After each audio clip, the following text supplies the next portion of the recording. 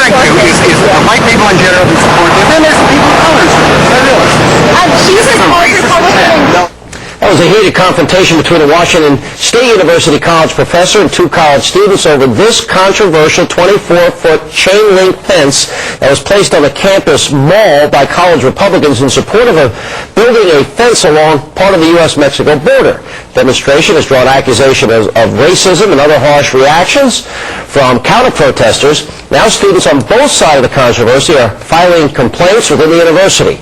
We're joined now by the president of the Washington State University College Republicans, the group responsible for the demonstration. Kylie Smith is with us. Kylie, welcome aboard. Thanks for being with us. Hi, good evening, guys. I'd explain what was happening in that confrontation and what specifically did the professor say to you. Well, there were actually a few specific instances that happened that day, but the one you're referring to, he called us a white S-bag, essentially. He came out pretty much out of nowhere and that's the way he expressed his feelings, and so... What did he say again? He called us a white S-bag. Gotcha. Yeah.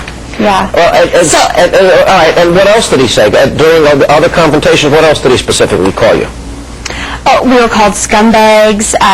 White people were not depicted in a good way at all. And being a comparative ethnic studies teacher at our university, I would assume that he would be accepting of all races and all their views that they have. And quite frankly, that's not what happened. It's hardly even a controversial position that you support a fence on the border, and I believe that in the free and open exchange of ideas and opinion on college campuses, what do you have on tape, and why would the university keep such an abusive professor on campus?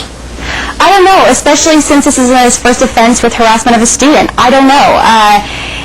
Maybe he's a great teacher, I don't know, but quite frankly, his views are a little extreme, and being a faculty member, I think that he should set an example for the students at the demonstration and allow them to be able to express their viewpoints.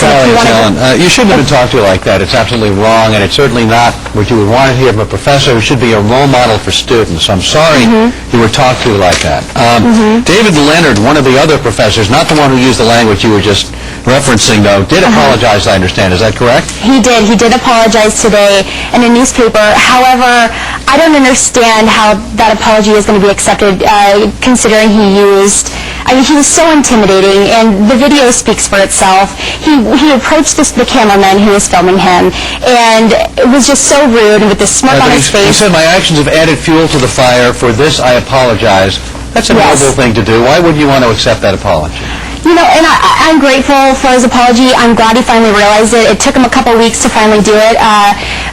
But this is the thing. It's going to happen again. It's been happening for years on the WSU campus. It's happening all over the nation, and we really need to speak up about this. I think it's our job as students to show the country that this happens everywhere, and it needs to stop. But they did apologize. And one of them also said, you know, maybe a forum would have been a better format than putting up a wall which is divisive rather than inclusive in terms of debating this issue.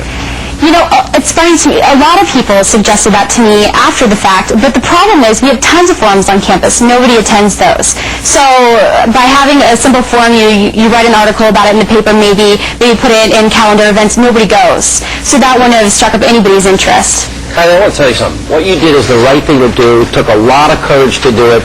This guy that didn't apologize, and even the one that did, needs to go up before the administration, and that one that didn't needs to be fired.